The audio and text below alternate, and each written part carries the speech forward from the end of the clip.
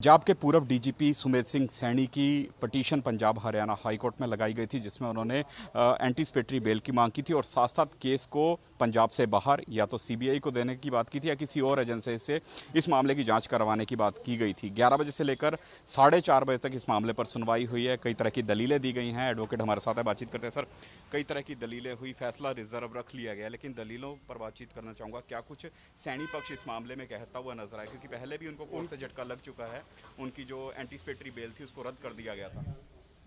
उनकी तरफ से तो जी मेनली यही कहा गया कि जो पिछला नीचे वाला फैसला है वही लागू रहेगा और इसलिए बेल मेरे को दे देनी चाहिए, क्योंकि 364 में मेरी पहले बेल हो चुकी है। तो अब सिर्फ आपने 302 ऐड कर दिए, इस करके मेरी बेल रिजेक्ट नहीं होनी चाहिए, मेरे को कंटिन्यू करना चाहिए बेल पे। उनकी तरफ से ये दलील थी और हमारी तरफ से ये थी कि क्योंकि अब एविडेंस काफ़ी सामने आ चुकी है। जब पिछली बार फैसला 364 का हुआ था उसमें 11/5 को, उस टाइम तक एविडेंस नहीं थी एसआईटी के पास। अब काफ़ी एविडेंस आ चुकी है, अप्रूवर्स आ चुके हैं और गवाह आ गए हैं जो अंदर थे उस टाइम कस्टडी में, जिनके सामने टॉर्चर हुआ। वो सब गवाहों को देखते हुए अब बेल नहीं मिलनी चाहिए उनको।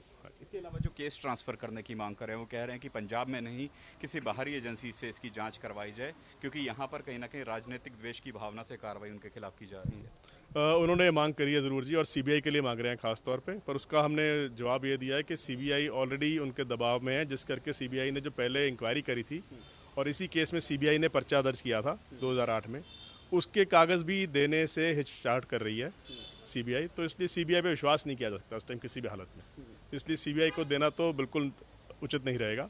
और दूसरा हमने ये बोला उनको कि पॉलिटिकल मसला तो कहने का अब कोई समय नहीं रह गया, मौका ही नहीं है, क्योंकि आज की तारीख में जो एविडेंस रिकॉर्ड पे आ गई है, अब कार्रवाई उसी एविडेंस के बेस पे हो रही है। तो वो जो ये कहना है कि जी इल्ज़ाम मेरे पे गलत है, वो बेबुनियाद है इस टाइम। तो क्या कोई राहत मिली है गिरफ्तारी पर, किसी तरह की कोई रोक लग पाई है, या फिर पुलिस गिरफ्तार कर सकती है अभी उनको? अभी तक कोई ऐसा फैसला नहीं सुना है जज साहब ने राहत का, तो बाकी अगर कोई नेट पे आएगा फैसला तो पता लगेगा। आज की तारीख में अभी तक कोई राहत नहीं है। यानी फैसला रिजर्व फिलहाल किया, आने वाले दिनों में एक हफ्ते के अंदर अंदर या उससे पहले भी फैसला फैसला जी कल भी आ सकता है, अभी पता नहीं है, क्योंकि तारीख आएगी तो पता लगेगा फैसला। एक और चीज़ जानना चाहूँगा, क्या उन गवाहों की गवाही पर भी चर्चा हुई है जो सीधे तौर पर कहीं ना कहीं सैनी को एक्यूज्ड मान रहे थे इस पूरे मामले में? बिल्कुल हुई है जी, गवाहों पे भी हुई है और उनको गवाही पढ़ी भी गई है कोर्ट में, और जज साहब ने सारा मसला प्रॉपरली। गवाह की गवाही को पढ़ा गया, क्या कुछ तथ्य थे? जगीर सिंह है जी, जो वादा माफ हुआ है, उसकी गवाही पढ़ी गई है खास तौर पे, जिससे सब जाहिर हो रहा है और जज साहब ने सारा मसला सुन के अब फैसले के लिए रिजर्व है। ब्रीफली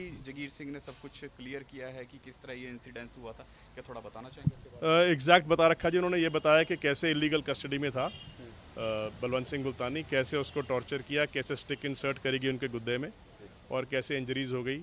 उसके बाद 2-3 दिन बाद जब उनकी डेथ हो जाती है तो सुमेध सिंह सैन ने बुला के इनको बोला कि आप जाके कादियाँ थाने में कार्रवाई करो, उसको भगौड़ा दिखाओ, और एक और टीम को बोला कि बॉडी को डिस्पोज ऑफ करो। ये सारी बातें जगीर सिंह ने अब खुलासा कर चुके हैं कोर्ट के सामने। बिल्कुल, देखिए सीधे तौर पर अगर सैनी की बात करें तो आज पूर्व डीजीपी सुमेध सिंह सैनी को किसी तरह की राहत मिलती हुई नजर नहीं आई, लेकिन निचली अदालत में अगर हम जगीर सिंह की बात करें तो उसके जो बयान हुए थे आज पंजाब हरियाणा हाई कोर्ट में, उन बयानों पर भी सुनवाई हुई है। सीधे तौर पर कहीं ना कहीं बताया गया है कि किस तरह से ये गवाह जो है ये बताता हुआ नजर आया कि असल वाकया उस समय क्या हुआ था, किस तरह से मुल्तानी की मौत हुई, किस तरह से उसको टॉर्चर दिया गया, किस तरह से उसको घर से जो कह सकते हैं कि एक मायने में किडनैप किया गया था। तो फिलहाल इस मामले में आज सुनवाई जो है मुकम्मल हो चुकी है।